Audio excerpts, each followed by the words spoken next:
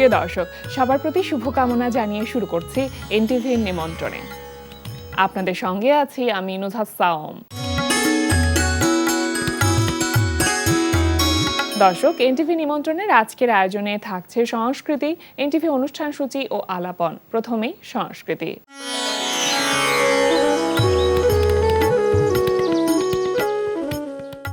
Drik picture library ও south Asian media ইনস্টিটিউটের যৌথ আয়োজনে ঢাকায় অনুষ্ঠিত হচ্ছে 11তম আন্তর্জাতিক আলোকচিত্র উৎসব ছবি মেলা।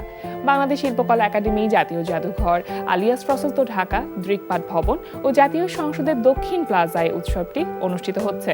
ছবি মেলা চলবে 31 জানুয়ারি পর্যন্ত। এবার এনটিভি অনুষ্ঠান সূচি। এবার জানিয়ে দিচ্ছি এনটিভির আজ রাতের বিশেষ বিশেষ অনুষ্ঠানগুলির সময়সূচি। সন্ধ্যা 6:15 থাকছে সমসাময়িক বিষয় নিয়ে অনুষ্ঠান সংলাপ প্রতিদিন।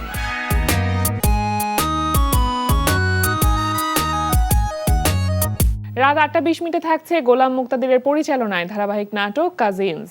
এটা ঠিক না ভাইয়া, আমরা তো কাজিনস, আমরা একজন একজনের টেক কেয়ার করি, সুখে দুঃখে একজন আরেকজনের পাশে থাকি। আমাদের রিলেশনটা অনেক স্পেশাল, অনেক সুন্দর। এটা অনেক ভালো রিলেশন ভাইয়া, এটাকে নষ্ট করো না। রাত 9:30 থাকছে মোহাম্মদ নুরুজ্জামানের পরিচালনায় Momtaz herbal presence secret beauty expert.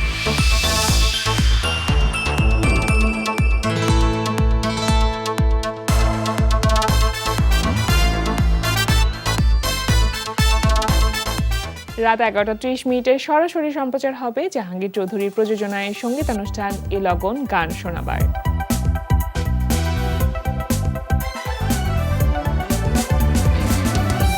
এই ছিল এনটিভির আজ রাতের বিশেষ বিশেষ অনুষ্ঠানগুলির সময়সূচি। এবার আলাপন। প্রিয় দর্শক, আমাদের আলাপনের আজকের অতিথি নৃত্যশিল্পী ও অভিনেত্রী সাবরিনা শফি নিসা। শুভ সকাল আপু। শুভ সকাল। কেমন আছেন? আলহামদুলিল্লাহ ভালো, তুমি কেমন আছো? আমি খুব ভালো আছি। আপনাকে পেয়ে খুবই ভালো লাগছে, কারণ সাধারণত আমরা আপনাকে খুব একটা টক শোতে দেখি না, কিন্তু আপনি যে আমাদের আমন্ত্রণে সাড়া দিয়ে এসেছেন সেজন্য ভীষণ ভালো লাগা কাজ করছে। এই সময়টা আসলে কেমন যাচ্ছে, কি কি নিয়ে ব্যস্ত আছেন? আলহামদুলিল্লাহ সব সময় আমার খুব ভালো যায়।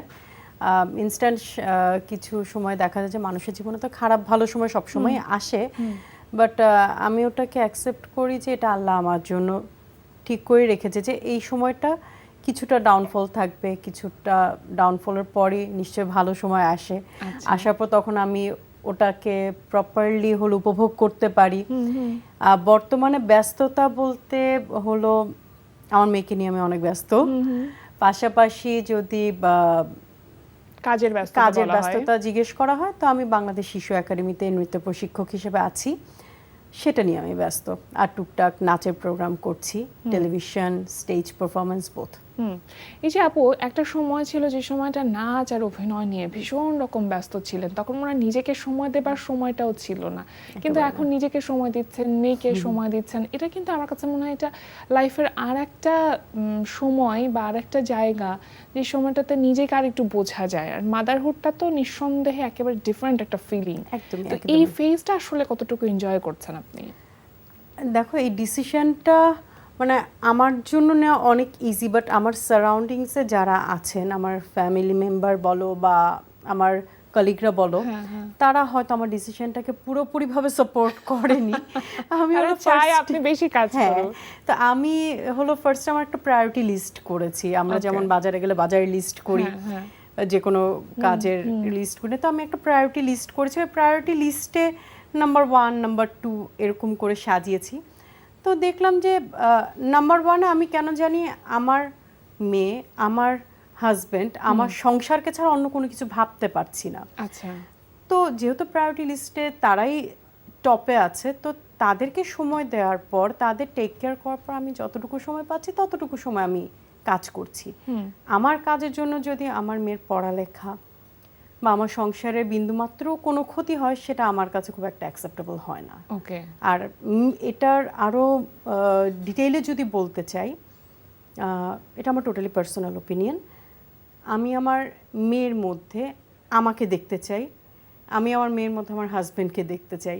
একটু রুট শোনালেও আমি আমার মেয়ের মধ্যে আমার মা, খালা, দাদি, নানি হ্যাঁ। এদেরকে দেখতে চাই না। আচ্ছা, আমার মেয়ের ভিতরে আমার হাজবেন্ডের প্রতি ছবি থাকবে, আমার প্রতি ছবি থাকবে। দারুণ। তো ওইটা করতে হলে কি করতে হবে, তাকে টাইম দিতে হবে। আমার কোয়ালিটি টাইমটা দিতে হবে। মানে প্রপারলি শুধু মানে সোশ্যাল মিডিয়া রিলেটেড টাইম না, প্রপার টাইম যেটা যে ওর কোয়ালিটি টাইম একেবারে যেটাকে বলে, হ্যাঁ। কোয়ালিটি টাইম বলো আর যাই বলো 100% টাইম দিতে হবে উইদাউট এনি কম্প্রোমাইজ। আচ্ছা, অভিনয়টা মিস করেন কি? অভিনয় তো আমরা এখন আপনাকে খুব একটা দেখছি না, যদিও নাচে দেখছি, কিন্তু অভিনয় দেখছি না, সেই জায়গাটা মিস করেন? না, সত্যি কথা বলতে কি আমি একবার যে জায়গাটা থেকে একটু একটু করে সরে যাই তাকে মিস করি না। মানে আপনি যখন একবার ডিসিশন নিতে পারেন যে আমি এটা করব অথবা আমি এটা করব না, তখন আর সেই জায়গাটায় মিসিং ব্যাপারটা কাজ করে না, না। আমি ওটাকে অ্যাকসেপ্ট করিনি যে অতটুকু টাইমই আমার জন্য ছিল, হ্যাঁ। এরপর টাইমটা আমার না। So I don't miss. আর নাচের যে একটা প্র্যাকটিস করতে হয় রেগুলার বেসিসে বা উইকলি বেসিসে, সেই প্র্যাকটিস করাটা কি হয় বাসায়? না, একেবারেই না, একেবারেই না। আপনার মেয়ে ইনসিয়া, ইনসিয়া। ওর মধ্যে কি নাচের প্রতি আগ্রহ, মা নাচ করে বা মা যে নৃত্যশিল্পী, অভিনয় শিল্পী এবং অনেক মানুষ তাকে চিনে, এই ব্যাপারগুলো কি কাজ করে ওর মধ্যে? কি জানি, ও কখনো ওভাবে শেয়ার করেনি। তবে হ্যাঁ, সে ইউটিউবে আমার বিভিন্ন ডান্স পারফরমেন্স আছে, আচ্ছা, আমার হাজবেন্ডের, তো সেগুলো দেখে দেখে সে বাসায় লুকিয়ে লুকিয়ে প্র্যাকটিস করে। আচ্ছা। তারপর বলতে, মামাম তোমার জন্য একটা সারপ্রাইজ আছে, খুব ঢং করে কথা বলে। তো আমি বললাম কি সারপ্রাইজ? ইউটিউবে দেখা গেল ভিডিওটা ছাড়লো, গানটা ছাড়লো, তারপর সে ওটা নেচে দেখায় যতটুকু পসিবল। তো ওই জায়গাটা থেকে বুঝি যে সে ঠিক আছে, ফাইন, হ্যাঁ। পছন্দ করে। আমি যতটুকু বুঝি আপু, যে আপনি এতটা ভাবেন না আসলে, ফিউচার নিয়ে এতটা চিন্তা ভাবনা আপনার মধ্যে নাই, কিন্তু তারপরও মানে আপনি কি চান যে ইনসিয়া নৃত্যশিল্পী হোক, ইনসিয়া অভিনয়ে কাজ করুক? না, আসলে আমি ওভাবে কোনো কিছু চাই না। ও যেটা চায় সেটাই ও করবে, দ্যাটস ইট। আমি আমার হাজবেন্ড দুজনেই এই বিষয়ে সবসময় কাউন্সিলিং করি। ইভেন একটা রেস্টুরেন্ট থেকে শুরু করে নিয়ে, খাবার খাওয়া থেকে শুরু করে নিয়ে সব কিছুতে আমরা ট্রাই করি ওর চয়েসটাকে প্রায়োরিটি দিতে, যে ও কি পছন্দ করছে, কি চায়। হ্যাঁ। ইভেন ও নাচ শিখতে চায় না গান শিখতে চায়, নাকি দুটোই শিখতে চায়, সেটাও ওর সাথে আমরা ডিসকাস করি যে তুমি কি শিখতে চাও, দরকার হয় তুমি সময় নাও, চিন্তা ভাবনা করো। মাঝে মাঝে সে বিরক্ত হয়ে যায়, আমি তো আর চিন্তা করতে পারছি না বলে বিরক্ত হয়ে যায়। তো মানে হয়তো সে মানে আমি মনে করো যে আমি বললাম তুমি এক কাজ করো, তুমি গানটাই শিখো, নাচে শিখার দরকার নেই। হ্যাঁ। আচ্ছা ঠিক আছে, বাট এই যে মেনে নেওয়ার বিষয়টা, সেটা আমার আবার পছন্দ না। কেন তুমি মেনে নিবে? হ্যাঁ, হ্যাঁ, তোমার সিদ্ধান্তটা তুমি একটু নাও। এই জায়গা থেকেই আপু আসতে চাই যে আপনি যে নাচের সাথে আসলে পথটা চলতে চান, মানে আপনার তো অভিনয়টা দিয়ে মূলত আমরা আপনার স্ক্রিন প্রেজেন্সটা দেখেছি, কিন্তু নৃত্যশিল্পী হিসেবে আমরা আপনাকে বেশি চিনি। এই যে আপনার যে সিদ্ধান্তটা, সেটা আপনি কবে নিয়েছিলেন বা কিভাবে নিয়েছিলেন? এটা না, সত্যি কথা বলতে খুব বেশি দিন হয়নি যে আমি অভিনয়টা থেকে যে সরে আসবো, এটা খুব বেশি দিন হয়নি আমি নিয়েছি। প্রবাবলি 1-2 বছর হবে। আমি জানতে চাইছি ছোটবেলায় বা শুরু যখন হলো আপনার, সে সময়টা তো অভিনয় দিয়ে শুরু হলো, কিন্তু নৃত্যশিল্পী হিসেবে আমরা যেহেতু আপনাকে বেশি চিনি বা জানি, সে জায়গা থেকে নৃত্যেই থাকা, এই সিদ্ধান্তটা কিভাবে আমার নেওয়া শুরুটা হয়েছিল? কিন্তু নাচ দিয়েই। আমার স্কুলে ভর্তি করানোর 4 মাস পরে আম্মু আমাকে নাচে ভর্তি করে দিয়েছে, আব্বু আম্মু দুজনেই। অভিনয় এসেছে আমি 1997-এ, হুমায়ুন আহমেদ স্যারের সবুজ সাথী দিয়ে আমি এসেছি। তখন শিশু শিল্পী হিসেবে। তো টুকটাক নাচটা রেগুলার করা হচ্ছে, অভিনয় যখন ডাক পড়ছে তখন করছি, বাট নাচটাকে কখনো ছাড়া হয়নি আমার। আচ্ছা। অভিনয়টাও চলে গিয়েছে, বাট প্রায়োরিটি লিস্টে তখন আমার নাচটাই সব সময় ছিল।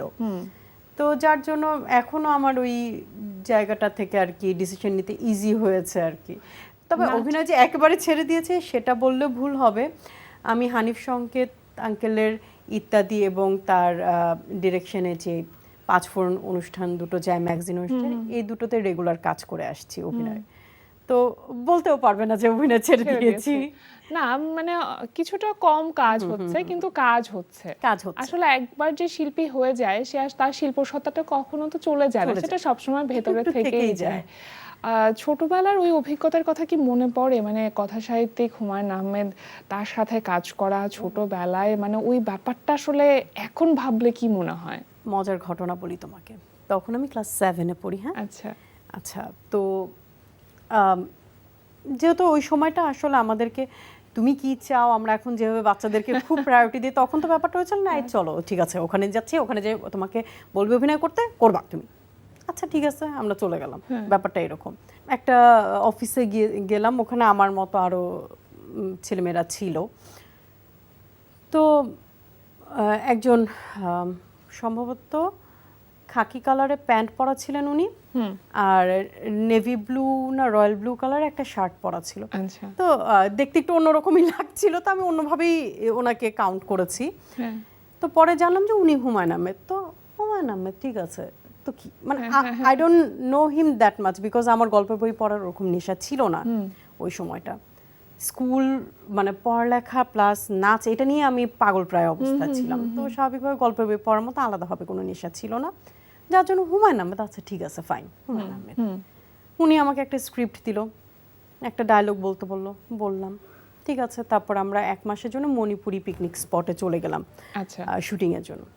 সেটা মানে আমার কাছে খুবই নর্মাল জিনিসটা, কিন্তু এখন ফিল করছে আমি কি কাজ করে আছি, তখন কেন আমি বুঝলাম না আসলে। তো নাটকে আমার একটা ডায়লগ ছিল, আমি আর আমার ছোট ভাই বোন মিলে হলো সে ওই 8 গুটি না 16 গুটি আছে, ঘর কেটে কেটে খেলে, গ্রামের নাটক যেহেতু, ওখানে খেলছি। জাহিদ ভাই এসে হলো একটা মাছ ফেলবে আমাদের সামনে, আমি দেখে খুশি হয়ে যাব, বলবো যে ওয়াল্লা মাছ, মানে হয় না এক্সপ্রেশন দিয়ে। হ্যাঁ, তা আমি এত বাজেভাবে ডায়লগটা বলেছিলাম, আমি বলেছিলাম এভাবে যে ওয়াল্লা মাছ। তখন হুমায়ুন আঙ্কেল ভীষণ বিরক্ত হয়ে গেছে, উনি ওখান থেকে বলছে মনিটরের পিছন থেকে না আম, এবং সে এত রেগে গিয়েছিল পুরো নাটক থেকে আমার সব ডায়লগ কেটে দিয়েছেন উনি, সব ডায়লগ কেটে দিয়েছে, ভীষণ বকাঝকা করেছে। ওদিন খুব কান্নাকাটি করেছে, আমি রাতের ডিনারও করিনি, না করে ঘুমিয়ে গিয়েছি। পরের দিন সকালে দেখি যে আমার মাথার পাশে ওনার একটা গল্পের বই লেখা আর একটা ক্যামি সাবান সে রেখে গেছে। আচ্ছা দারুণ আগের দিন ব্যাপার। রাতে আমাকে সে বকাঝকা করেছে, এবং উনি এত মজার একটা মানুষ ছিল। সবাই মিলে বসে আমরা আম খাচ্ছি, গাছ থেকে টুপ টুপ করে উনিও আম পাচ্ছে, আমাদের যাই পারো পারো যাও যাও যাও উঠো, মানে উনি আসলে অন্যরকম একটা মানুষ। কাঁঠাল খাচ্ছি আমরা একসাথে, একদম কোনো পাটি টাটি ছাড়াই ডিরেক্ট মাঠে বসে যাচ্ছি, সবাইকে ডেকে ডেকে এনে বসাচ্ছে, খাচ্ছে। আস্তে আস্তে আমার ভালো লাগতে শুরু করলো ওনাকে। তারপর মানে কি বলবো, তারপর কি বইটি পড়েছিলেন যে বইটি লিখে রেখে গিয়েছিলেন আপনার জন্য? মনে হয় পড়েছিলাম আসলে। আমার ছোটবেলার ওরকম মানে খুব একটা পড়ুয়া মেয়ে স্টিল নাও আমি না, আচ্ছা একেবারেই না। তো যা পড়ি ইনস্ট্যান্ট মনে থাকে, তারপর আস্তে আস্তে ওটা ফ্ল্যাশব্যাকে চলে যেতে যেতে মুছে যায়। আচ্ছা, অভিনয় শিল্পীর জায়গা থেকে যখন কোনো স্ক্রিপ্ট আপনার কাছে আসে, বা আগেও যখন খুব বেশি কাজ করতেন আসতো, তখন আসলে কোন বিষয়গুলো আপনার মাথায় থাকতো যে কি ধরনের ক্যারেক্টারে কাজ করব, কি ধরনের গল্পে কাজ করব? সত্যি কথা বলতে আমি না অনেক বেশি যে চুজি ব্যাপারটা তা না, আমি ডিরেক্টরকে ট্রাস্ট করি স্টিল নাও, সেটা অভিনয় বলো নাচ বলো। আমাকে যখন একজন, আমি নাটকের ডিরেক্টরের কথাই বলছি, একজন নাটকের পরিচালক যখন আমাকে ফোন করেন যে নিসা তোমাকে আমরা আমাদের নাটকে চাচ্ছি এই একটা ক্যারেক্টার, আমি বলি ওকে, বিকজ সে যখন এই ক্যারেক্টারটা রিড করেছে, রিড করার পর নিশ্চয়ই তার চোখের সামনে আমি ভেসে উঠেছি, সে যখন আমার নামটা চিন্তা ইমাজিন করেছে, এবং সে কিন্তু ওভাবে একটা ক্যারেক্টারাইজেশন করে ফেলেছে। আমি তো মনিটরের সামনে না, আমি তো ক্যামেরার সামনে, আচ্ছা মনিটরের সামনে থাকছেন director, so he knows better যে আমাকে মানাবে বলেই তো সে আমাকে ডেকেছে। কিন্তু কখনো কি এমন হয়নি যে কোন একটি ক্যারেক্টারের জন্য রাজি হয়েছেন কিন্তু পরে দেখেন যে না ওটার আসলে খুব একটা আউটকাম ভালো হয়নি? না না না, আমার এরকম বিষয়টা কখনোই হয়নি। না না, একেবারে নিজের কাজগুলো কি দেখা হয় কখনো? ভীষণ দেখি, এখনো দেখি পুরাতন কাজগুলো। হ্যাঁ এখনো দেখি। কোনটা মনে হয় মানে সব থেকে বেস্টটুকু আপনি নিজের বেস্টটা আপনি দিতে পেরেছেন কোন কাজের জন্য? এক একটা কাজ আসলে এক এক রকম ছিল। হুম আমি আমার বেস্টটা সব কাজে দেওয়ার চেষ্টা করেছি। এখন আসলে ওভাবে স্পেসিফিকলি আমি বলতে পারবো না যে এই কাজটা আমার কাছে বেস্ট লেগেছে, ওই কাজটা ওয়ার্স্ট লেগেছে, ব্যাপারটা আসলে আচ্ছা নিসা আপু, আমরা তো অনেকেই দেখেছি যারা নাটকে কাজ করেছে এবং পরবর্তীতে তারা সিনেমাতেও দেখেছি, মেইন স্ট্রিমে কাজ করেছে এবং প্রোটাগনিস্ট ক্যারেক্টারগুলোতে কাজ করেছে। আপনার ক্ষেত্রে সেই সুযোগটা ছিল, কিন্তু আপনি কেন করেননি? হয়তো আমি অনেক বেশি উপরের দিকে চিন্তা করিনি, আচ্ছা, বা আমি চাওয়াটা সবসময় এমন একটা- ছিল না। না, আমি সবসময় একটা ব্যালেন্স লেভেলে চলতে পছন্দ করি, যাতে ওই সময়টাই আমি চিন্তা করেছি যে আমি যদি অনেক হাই লেভেলে চলে যাই, আমার এক্সপেকটেশন বেড়ে যাবে, অডিয়েন্সের এক্সপেকটেশন বেড়ে যাবে, সেই এক্সপেকটেশন যদি আমি ফুলফিল করতে না পারি, তখন মানে ওই ট্রমাটা আমি নিতে পারবো না। তো একটা ব্যালেন্স লেভেলে যদি আমি চলি, Okay. তাহলে দেখা যাবে যে হয়তো মানুষের মন থেকে আমি মুছে যাব না, কিন্তু থেকে যাব আচ্ছা, স্ক্রিনে না থাকলেও। তো ওই জায়গাটা থেকে দেখা গিয়েছে যে মানে বড় পর্দায় যাওয়ার ওরকম ইচ্ছাটা কখনো হয়ে ওঠেনি। হুম ভয়ও পেয়েছি যে একবার যদি বড় পর্দায় চলে যায়, তখন যদি আবার আমার ভালো লাগার জায়গাগুলো, হ্যাঁ, এখন যেমন একটা স্টেজ শোতে আমি ধুমধারাক্কা চলে গেলাম, আহ, রতন স্যারের শো বা হিরু স্যারের শোতে আমি গেলাম, ওখানে আমার যারা সহকর্মীরা আছে তারা দেখা গেল মাঠে বসে বসে ব্যাক স্টেজে ইসে খেলছে, আমিও ধুম করে ওদের সাথে বসে খেলে ফেললাম। তো এই জিনিসগুলো যদি আমি করতে না পারি, আমি সহজ যে জীবনটা সহজ সেটা যদি জীবনটা আমি যাপন সবসময়- করা না যায়, এই একটা মনে হয় Exactly, ভীতি এই কাজ করে। ভয়টা আমি সব সময় পাই। এই ভয়টার কারণে দেখা গিয়েছে যে অনেক কিছুই আমি মেনটেন করি না। সত্যি কথা বলতে অনেক কিছুই মেনটেন করি। আপনার প্রথম স্টেজ শো, মানে নৃত্যশিল্পী হিসেবে প্রথম স্টেজ শো কোথায় ছিল, এটা কি মনে আছে এখন? শিল্পকলা, শিল্পকলা। লাল টুকটুকে বউ। আচ্ছা, সেটা কত বছর বয়স? একদম ছোট মনে হয়। একদমই ছোট, একদমই ছোট। কত সাল হবে? 91-2 দিকে হবে। অনেক আগে। প্রথম পারিশ্রমিক কত টাকা পেয়েছিলেন সেটা মনে আছে? না, এটা আমার মনে নেই। এটা আম্মুকে জিজ্ঞেস করতে হবে, কারণ পারিশ্রমিক জিনিসটা মানে তখন ম্যানেজ করতে বাবা মা? আম্মুই হ্যাঁ, ম্যানেজ হ্যাঁ, করতো, কারণ আম্মু আমার সাথে সবসময় মুভ করতো। তো তার হাতেই টাকা পয়সা, কারণ আমি যে বললাম না খুব সাধারণ জীবনযাপন, হ্যাঁ। তিরিং বিরিং করছি, লাফালাফি করছি, আড্ডা হ্যাঁ। মানে গল্প করছি, হাহাহি করছি। তো আম্মু কনসিয়াসলি সবকিছু মেইনটেইন। তখন কি একটু নার্ভাসনেস কাজ করতো স্টেজে ওঠার আগে? না, এখন কি করে? এখন করে। এখন করে, যেটা আগে করতো না সেটা এখন করে। কেন, এটা কেন? ভয় লাগে, যদি ভুল হয়ে যায়, যদি কোনো ঝামেলা হয়ে যায়, যদি কিছু হয়ে যায়। হ্যাঁ, মানে বিশেষ করে লাস্ট 10-15 বছর যাবত একটু বেশিই করে। আচ্ছা, এর আগে করতো না। এর আগে মানে হয় না, একটা ছোট বাচ্চা একটা কথা বলতে কিন্তু কখনো চিন্তা করে না, ধুমধারাক্কা বলে ফেললো, আমরা বললাম যে এই তুমি এটা কেন বললে, এটা তো বলা ঠিক না। মানে আমরা যত বেশি জানি তত বেশি পরিমিতি বোধ মনে হয় আমাদের মধ্যে আসতে থাকে এবং সেই জায়গা থেকেই এই ভয়টা বা নার্ভাসনেসটা কাজ করে। আপনার গুরু তো কবিরুল ইসলাম রতন স্যার, এবং তার কাছ থেকে আপনার বেশ অনেকটা সময় তালিম নেওয়া হয়েছে। আমরা বলি আসলে নৃত্য গুরুমুখী বিদ্যা, নিজে আসলে শেখাবেন নাচ, এই জায়গাটা, এই ভাবনাটা কাজ করে? নিজের কোনো স্কুল থাকবে, সংগঠন থাকবে? আমি যেহেতু অলরেডি একটা প্রতিষ্ঠানের সাথে যুক্ত আছি, বাংলাদেশ শিশু একাডেমির সাথে, তো ওখানে প্রচুর শিক্ষার্থী আছে। তো আমি দেখা গিয়েছে যে আমাদের সময় যেটা ছিল গুরুমুখী বিদ্যা, একটা ভয় কাজ করা, একটা দূরত্ব মেনটেন করে থাকা সব সময়। আমার ক্ষেত্রে দেখা গিয়েছে যে আমার স্টুডেন্টদের সাথে আমার সম্পর্কটা গুরুমুখী বিদ্যাতে তো আছে, মানে ফ্রেন্ডশিপ লেভেলে চলে গিয়েছে। আচ্ছা, আমার স্টুডেন্টরা সম্মানও আছে, বন্ধুত্ব আছে, হ্যাঁ। সম্মানের জায়গাটা আছে, বন্ধুত্ব আছে। তারা আবার আমাকে বকাঝকাও করে মাঝে মধ্যে, মিস আপনি এটা কেন করেছেন। ও আচ্ছা, সরি। এবং তারা ভীষণভাবে আমাকে ভালোবাসে। আমার বাই এনি চান্স যদি মন খারাপ থাকে, তাহলে ওরা একদম পাগল প্রায় হয়ে যায়, মিসের মন খারাপ কেন। নিজের কোনো স্কুল করবার চিন্তা ভাবনা নেই? না, একেবারেই নেই। কি নিয়ে ফিউচারটা কিভাবে দেখেন, একদম মোটা দাগে যদি বলি? ফিউচারটাকে দেখে আমার মেয়ে হ্যাপি, আমার মেয়ে বড় হচ্ছে, সে আমার কাছে পড়ালেখা করতে যাচ্ছে, সে ভালো রেজাল্ট করছে আলহামদুলিল্লাহ, এবং সে আমাকে তার কাছে চাচ্ছে। তো এই জিনিসগুলো আমি তাকে আগে দেই, তারপরে যদি আমি সময় পাই তাহলে হয়তো নিজের জন্য কিছু ভাববো, নিজেকে আরেকটু বেটার করার চেষ্টা করব। হ্যাঁ, আসলে মেয়ে থেকে মা হয়ে উঠবার যে একটা জার্নি, এটা খুব দারুণ এবং পুরো কনভারসেশনে এটার ছাপ স্পষ্ট। খুব ভালো লাগলো আপু আপনার সাথে কথা বলে। আপনার আগামী দিনগুলোর জন্য অনেক অনেক শুভকামনা রইলো, আপনার মেয়ের জন্য অনেক অনেক ভালোবাসা রইলো। আজকে আমাদের আয়োজনে আসবার জন্য, কিছু কথা শেয়ার করবার জন্য অনেক অনেক ধন্যবাদ। তোমাকেও ধন্যবাদ, এবং এত বছর পর এনটিভিতে এসে আসলে আমার অনেক ভালো লাগছে। প্রত্যেকটা সিঁড়ি পার হতে হতে অনেক অনেক স্মৃতি টুকটুক করে এসে নক করছে। তো ভালো লাগার জায়গায় আসতে সবসময় ভালো লাগে, এবং নিজের মনের কথাগুলো শেয়ার করতেও ভালো লাগে। আমি কেমন আছি, কেমন চলছি, আলহামদুলিল্লাহ, সেগুলো যখন জানাতে পারি তখন আরো ভালো লাগে। ভালো থাকুন, সবসময় হাসি খুশি থাকুন। প্রিয় দর্শক, আমরা চলে এসেছি অনুষ্ঠানের শেষ প্রান্তে। অনুষ্ঠান সম্পর্কে আপনার মতামত জানাতে মেইল করুন ntvnimontrone@ntvbd.com। বিশ্বের যে কোনো প্রান্ত থেকে যে কোনো সময় এনটিভি নিমন্ত্রণে দেখতে ভিজিট করুন আমাদের পূর্ণাঙ্গ ওয়েব পোর্টাল www.ntvbd.com। এছাড়া এনটিভি সব জনপ্রিয় অনুষ্ঠান ও খবরের আপডেট পেতে ভিজিট করুন আমাদের ইউটিউব চ্যানেল ও ভেরিফাইড ফেসবুক পেজে। সবার মঙ্গল কামনায় আজকের মতো এখানেই শেষ করছি। সবাই ভালো থাকুন, সুস্থ থাকুন, সুন্দর হোক আপনার প্রতিটি মুহূর্ত।